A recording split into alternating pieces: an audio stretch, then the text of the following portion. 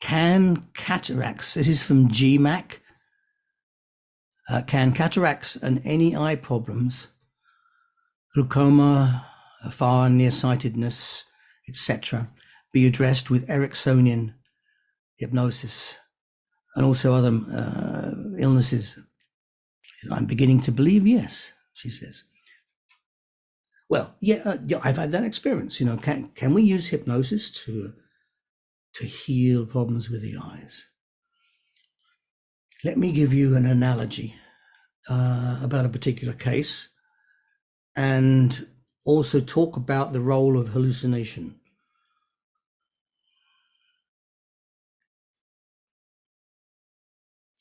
Okay. If you were inducing, we'll come back to that thing about illnesses of the eyes in a moment. If you're inducing let's say a negative hallucination in a client, let me describe the context here. That is, you've got the client in hypnosis and you've told them that when they look at this glass, this is in hypnosis, of course, you've told them or implied it. I prefer to imply it rather than do it directly. There are ways of implying it, of course, which is what Erickson did all the time. I'll give you an example of that actually in a moment. That basically you're telling them when they open their eyes and they come out of hypnosis, they won't see the glass. They'll just see your hand and no glass in it, for example. Okay, what's happening? Are you actually changing their eyes? No, you're changing the way the brain perceives. Got that? Okay. And if it's a positive hallucination where you're holding an empty hand out there and you're told them they're going to see a glass in your hand, it's the same principle. You're not changing the eyes, you're changing the part of the brain that perceives. And this is not a difficult thing to do, believe me. If you, hopefully some of you, I really suggest that when you're working with clients, be experimental, check out this hypnotic phenomena, because it teaches you so much about what's possible, and use that therapeutically with your clients. So now let's come back.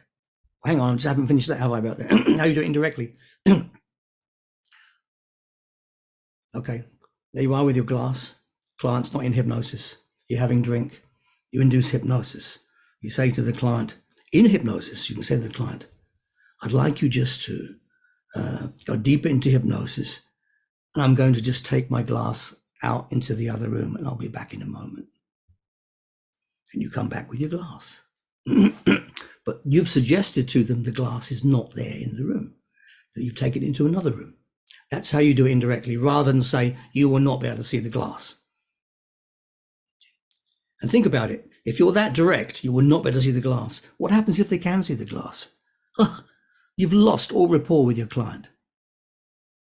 But if they come back out of hypnosis and you've got the glass there, they're just going to think, oh, that's curious. I thought you took it away. I'm not going to think any more of it than that.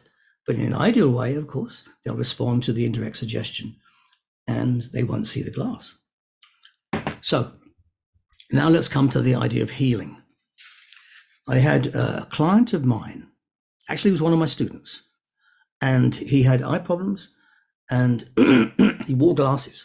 And had worn glasses since he was about 6 or 7 or 8, something like that, I can't remember. And he was a good hypnotic subject, because you need a good hypnotic subject if you're evoking hypnotic phenomena. Okay. And basically in hypnosis, I can't remember how I suggested it, but I suggested that, that's it. I regressed him to the age before he needed glasses. Actually regressed him in hypnosis to a time before he needed glasses. And then when I brought him out, I told him that he would be able to come back to the present time as an adult, but his eyes would stay regressed. So just the organs, the eyes themselves, not his way of thinking or making decisions, just the eyes, the lenses, if you like, would stay regressed as it was when he was 7 or whatever it was. He came out of hypnosis and he didn't need his glasses. He could read things which he couldn't before, like on a blackboard. And how did he know that? Well, I believe that the stuff on the blackboard was already there. And in fact, it was his brain giving him the image of what he saw previously. Okay. So really, we hadn't healed his eyes at all, but he was believing he could see things clearly. You understand the difference with this? Now, what happened with him? He went away. He came back a month later because he's one of my students. He came back and he said that for 2 weeks, he never wore his glasses. He didn't need to. He could see perfectly well.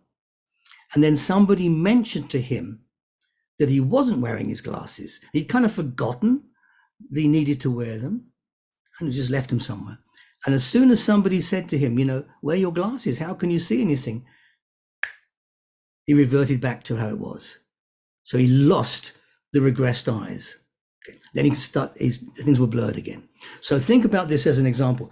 Yes, we can help our clients with sensory problems, hearing as well, all of the senses. However, we're not really doing it if we do it as a suggestion. If you want to get into healing in terms of cellular healing, that's a different matter altogether. We know we can influence the pulse, for example, the heart rate. We know we can influence blood flow. We can influence pain. So hypnosis is very powerful at influencing messages and also the physiology of a client to a certain level. We can influence the immune system, the T cell count. We can boost it. It's not a difficult thing to do. There's a limit to how much we can do, of course, but we can do it. So if you want to get into actually healing like eyes or any other illness, really, you need to focus on the immune system and using that as a way of healing, boosting its ability, focusing it, forgive the pun, directly on what part needs to be healed, in this case, the eyes. And then you might see some improvement, of course. But again, you have to be careful. If you're mixing both systems up, maybe the person's hallucinating. You don't know. So you have to decide which you're actually going to be doing. Okay. You can use hypnosis to reinforce a hallucination so it lasts longer.